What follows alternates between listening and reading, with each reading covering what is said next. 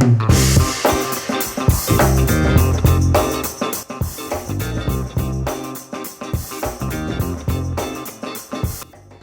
and welcome to Season 6 of Business Mentorship Keepin It Real, introducing corporate leaders who have taken the leap to business owner and celebrate their great idea in a guest blog found on shareyourstories.online.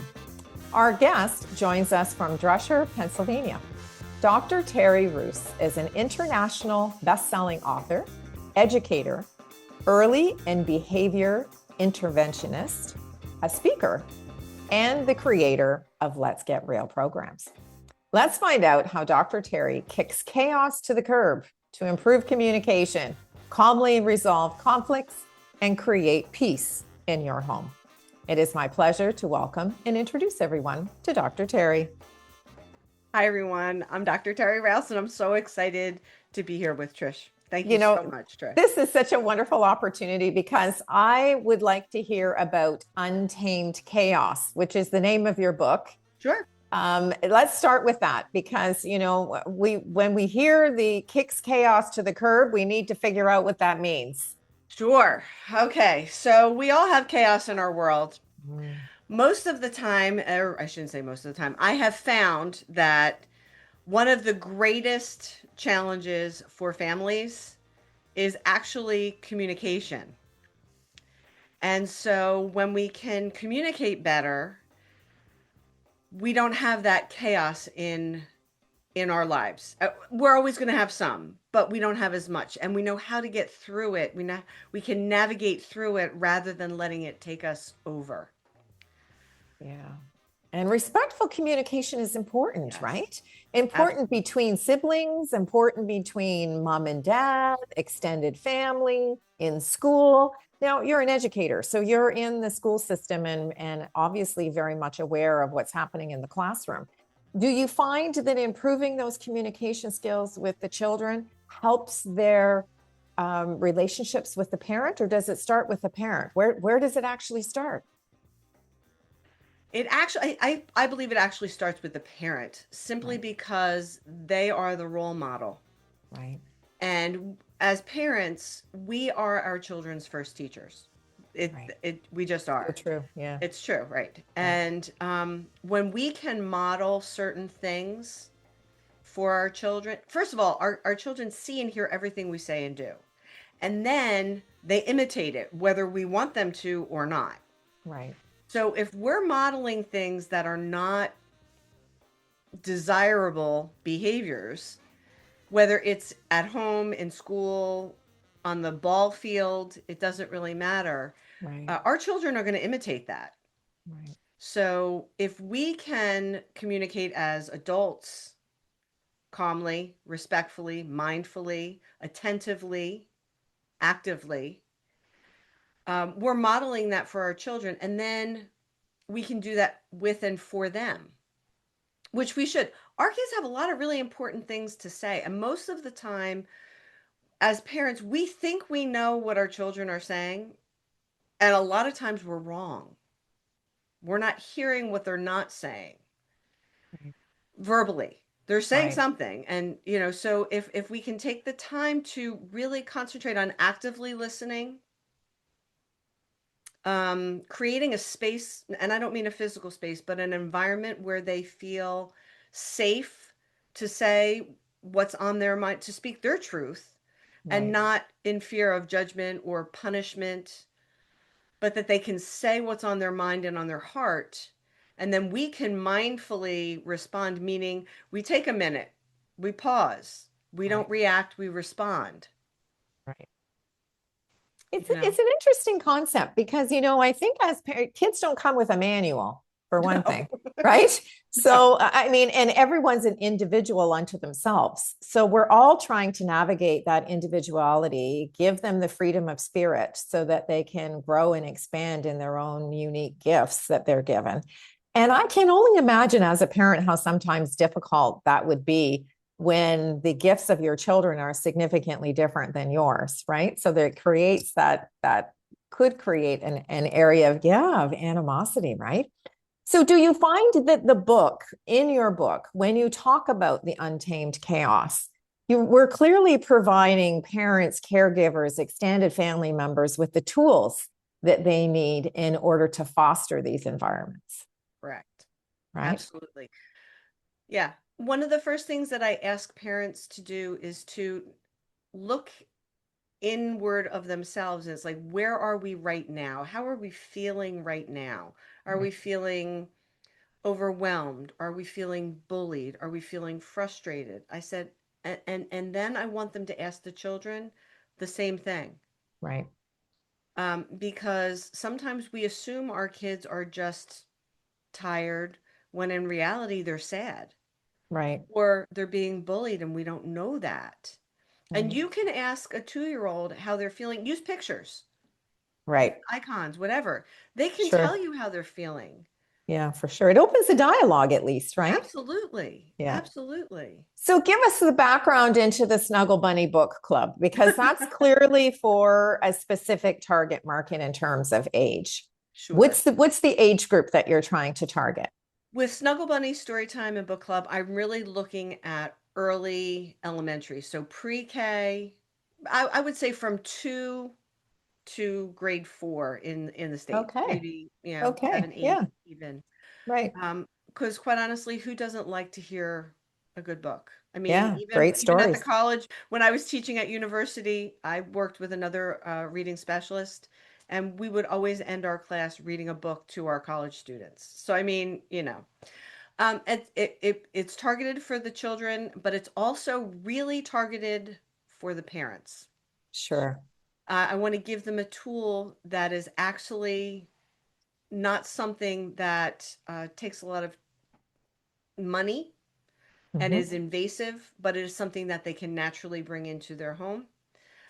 It started during the COVID pandemic when I was sitting at my desk. I was teaching at the university at that time, and I'm thinking to myself, what can I do to give back? I'm fine. I'm healthy. I'm safe. My family is safe. What can I do to help these parents and teachers Right. who are just trying to, make Work ends it meet? out. Yeah. Yeah. And I started reading books live on Facebook every night at 7:30 in the evening. Every night I would get a book and I would read it, and here's the book, and I would turn it back. And ultimately it turned into getting a document camera so that I could actually show the illustrations and the Ah, words and follow along with the words as I read.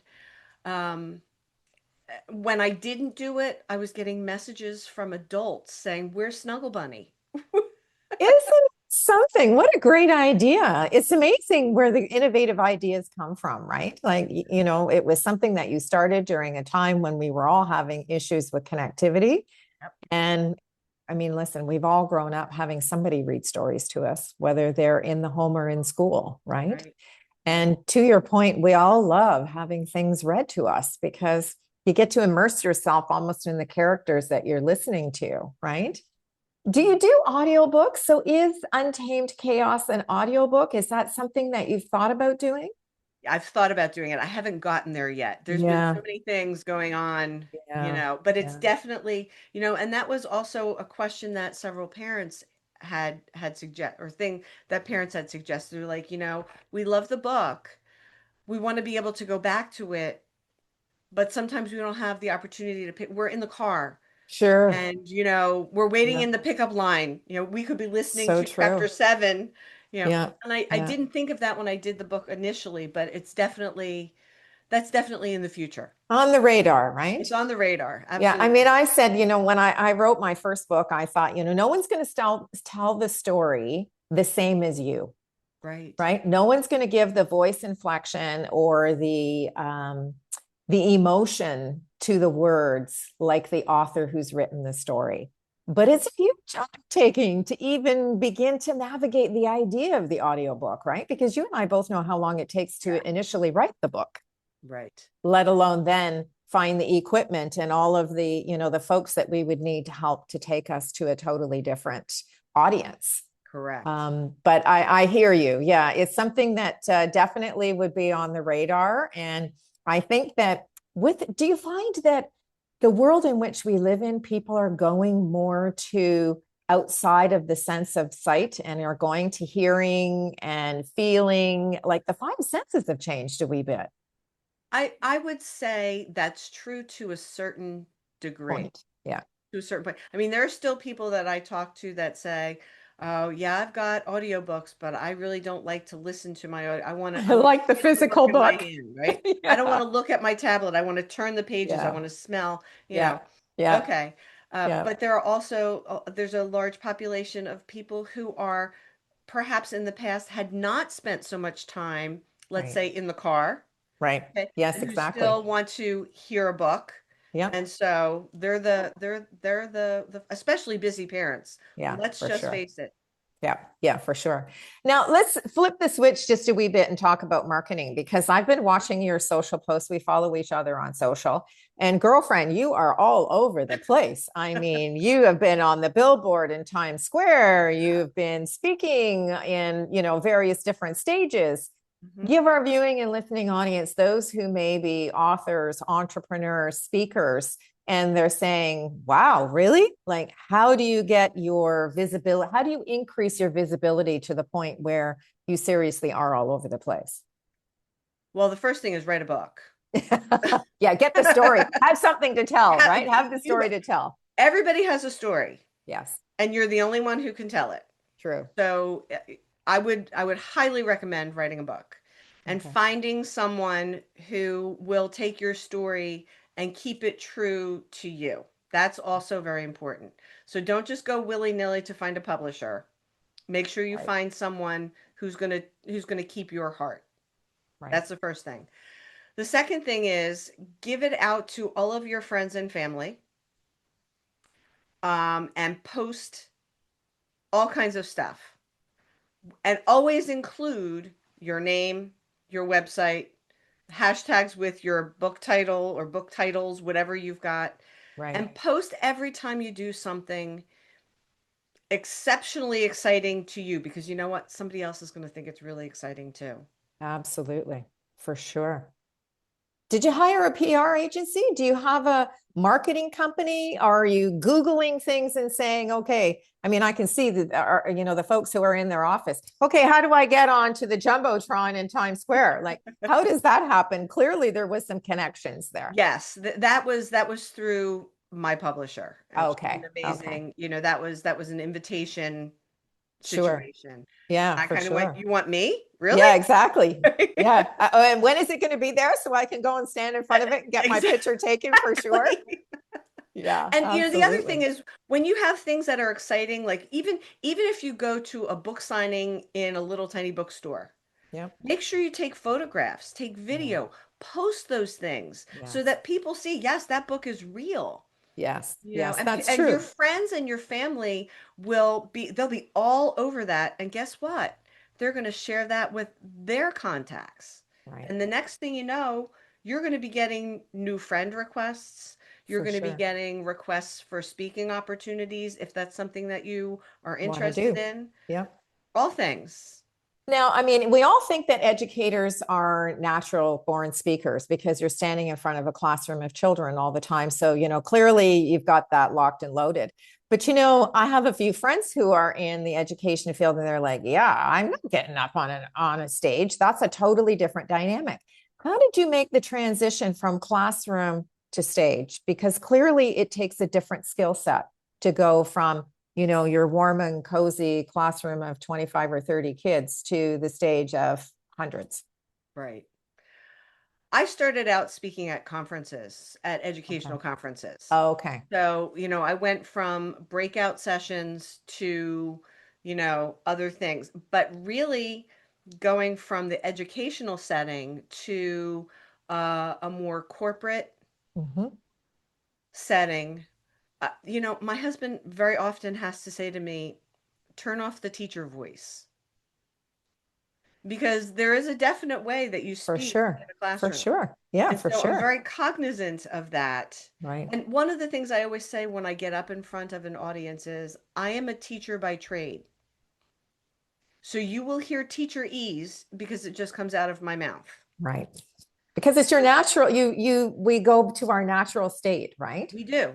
right? Absolutely. And the other thing I always do, and some people say you really shouldn't do this, but I always take notes when I go to a speaking engagement, whether it's Yep. on NASDAQ or whether it's the Pennsylvania Camp Owners Association. Right. And one of the reasons I do that, and I say that, is because every talk that I give is custom to the audience that I'm presenting to. So true. The Because message I may don't be want to the forget. same.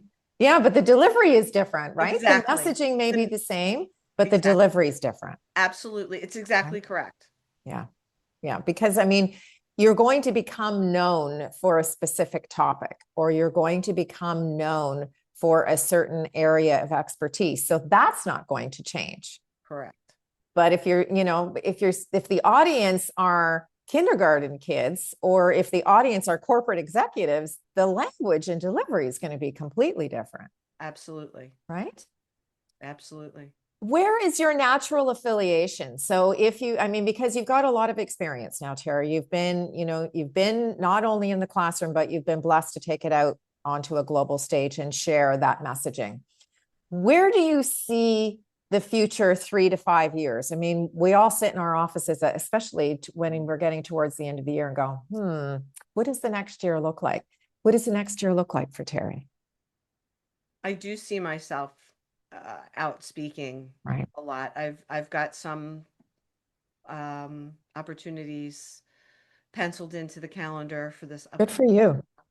Yeah, good for I you. see myself writing. I've got another book that's almost finished. Good for And you. it's sitting there, and I keep saying I've got to finish this, and life happens. Yeah, But I really I still see myself, even when I'm speaking on a corporate stage, I still see myself as a teacher. right. Right. And so regardless of where I am, I'm still the educator, and I do see myself in schools speaking with early childhood educators, speaking with elementary and middle school teachers, Right. helping them to find their classroom management, because they can do it, they just don't know the fine points. Yeah, and to coach and to encourage, really to Yeah. encourage. And at some point in time, I mean, you and I have been in business for a long time. I mean, you've had a very successful career. It doesn't mean we stop learning, Correct. right? I Right. mean, we may learn something from someone along the way and think, wow, I'm going to give that a try because that's a Right. really great idea. So you try to incorporate into your personality and let your personality massage it to your own, Mhm. natural way of delivery, right? Well, that's the L in real, is lifelong learning. Yeah, So, very true. Very true. Now, so let's just dovetail to the book writing, okay. because so many people, and we all know now with these wonderful opportunities, anybody can write a book, to be quite honest. You can write a book on any topic. You can choose any area that's a passion for you, and you can put pen to paper or open the laptop, and away you go. You can start writing. But the misnomer is that it happens in a week or 5 days, or, as a writer, give people the realistic perspective to the journey of writing. Maybe for your first book, and you talked a little bit about the second one being on the shelf. How long has it been on the shelf? Has it been there for a month, 6 months, a year? So the second book has been on the shelf for about a year. Right. It's been sort of written, and I'm close. The first book, I had actually started it before I went to this publisher, who not only is a publisher, she's a writing coach. Cool. And so she said to me, "All right, well, we're going to do a book writing boot camp, and you're going to be here for a week. And I've got the framework, and you are going to write. The only thing you're going to do is write. And the book that you have already started is not going to be the book that you finish." It's usually true, right? Right? Thank goodness. Right. So I will tell you that I had the complete outline and parts of my book finished within that first week. Framework. Right. But I spent 7 days, 10 hours a day writing With a coach, right? With somebody who was giving you with a coach. inspiration, right? Correct. Yeah. Okay. And it using her framework Right. that, which made it so much easier Yeah. because it was organized. I For knew where sure. everything belonged, where everything Right. went, you know. Yeah. The other thing, and this is really important, is that when you write a book, you need to have a purpose for writing the book. You can't just write it because you want to write it. Well, you can, but it becomes like a passion project. And Correct. that was one of my initial books. It was just kind of like a passion project. And quite honestly, I was the only one who really cared about it. For sure. Yeah.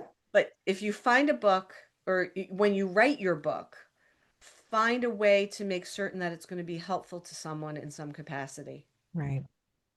Yeah. The purpose, right? We need The to have a purpose, purpose. exactly. Right. The Yeah. intention. That's a really wonderful sharing for our viewing and listening audience, Terry, for sure, because I think in this instantaneous world of gratification, Mhm. there's, perhaps some misleading, we see things on social and we go, wow, that's amazing. But there's been like 6 months of the work that's gone into that amazing, occurrence. And so when we take snapshots, I think sometimes we forget that there's a whole life and a whole journey and a whole process that goes into that wonderful moment that's captured on social. So that's really wonderful advice. Thank you so much for sharing that. Welcome. One of the things that we do in our guest blog is we ask folks to share 3 words of advice. And your 3 words are listen, speak, and thrive. So, why don't you wrap up our discussion today by giving our viewing and listening audience the reason why those 3 words are important to you and your journey? Okay. I firmly believe that listen, speak, thrive are the 3 words that unintentionally motivated everything that I do with Untamed Chaos and in speaking. I talk about the idea of actively listening to who's ever speaking, and that means looking them in the eye, acknowledging that they're speaking to you, and maybe even going back and saying, "This is what I hear you saying. Am I correct?"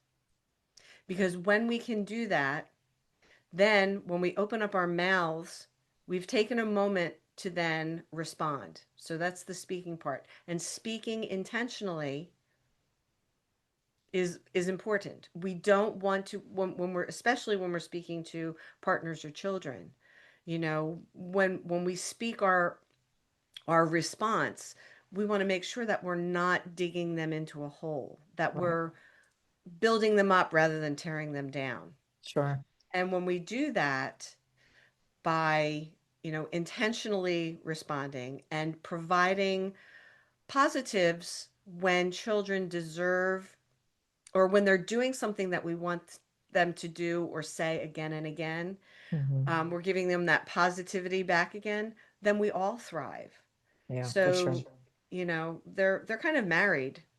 Yeah, for sure. Well, I love the way that when we listen before we speak, we give someone else the grace to thrive and improve the communication, whether it's like us on the thumbnail today, Hmm. or whether it's at the family dinner table, or whether it's out in public. So I think that those are really 3 great words to leave our show with today. And I thank you so much for sharing your expertise and brilliance with us today. Thank you for having me. It's been a real pleasure. To you, our viewing and listening audience, I want to thank you for joining us for this edition of Keeping It Real, introducing you to the person behind the logo. If you'd like to connect with our guest, you'll find Dr. Teri's contact information in the description portion below. I'm Trish Tonai, author, artist, and the founder and host for the series. And we invite you to share your business story. Just visit our website at shareyourstories.online and subscribe to our channel, Business Mentorship, Keeping It Real. Dr. Teri and I would like to thank you for tuning in, and we look forward to meeting you next time when we share another great idea.